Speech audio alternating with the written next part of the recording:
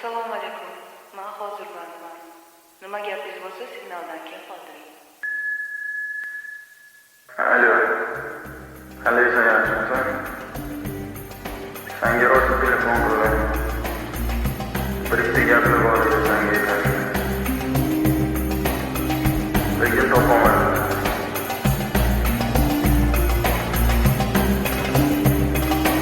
Esingdami?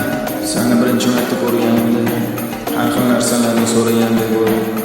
Senga tikilib qarab turaverdim. O'shanda ey Xudo, shu qiz ketib qolmasin deb so'ragaman Xudodan. Seni bilgim kelgan, sen bilan gaplashgan kelgan o'shanda narsalar. Telefonda gaplashganingda ko'zlaring bilan menga osmonga, o'tgan ketgan odamlarga qararding. Seni ko'zlaring dunyodagi eng chiroyli ko'zlar. Qo'llaring nozikkina, har bir harakating o'zingga yarashib turadi. Men haqimda so'raganingda xursand bo'lib ketganman. Ichimda ozgina sendan unib bor edi. Seni uchratgan kunimni hech qachon unutmayman.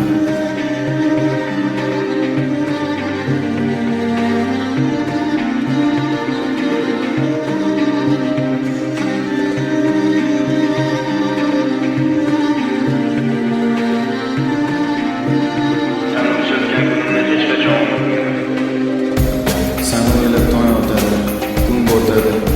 Men sen uchun borimni beraman. Men sen bilan har qancha yo'qchilikni chidayman. Lekin seni bunga tortishim sen uchun javob berishim noto'g'ri. Seni uchratgan kunimni hech qachon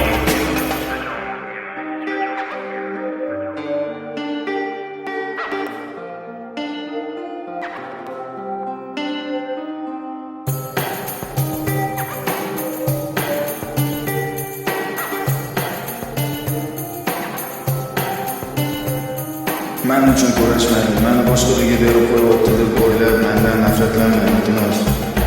Men seni o'ylayman faqat. Chunki sen dunyoda eng baxtli inson bo'lishing kerak. Seni xafa qilgan bo'lsam meni kechir. Meni rostakam yaxshi ko'rsang menga yordam ber.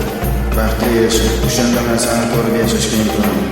To'yim bo'lyapti, shov deganingni, xotirjamligingni ko'rib xursand bo'ldim. Chunki tushundim, ota-onangga yo'l desang seni yomon o'ylashadi. Buni mendan yaxshi bilasan. Hamma ota-onaga farzandining baxti kerak. Ular seni o'ylab baquvvatroq joyga berishadi. Ular uchun sevgi o'z yo'liga. Hayot bo'lsa o'zing bilasan qanaqaligini. Sen hech narsaga muhtoj bo'lmasdan yashashing kerak. Men oyoqqa turgunimcha hali bor. Men seni hech qachon unutmayman. Yuragimda, ko'z oldimda bo'lasan har doim. Sen shuni bilib qo'y.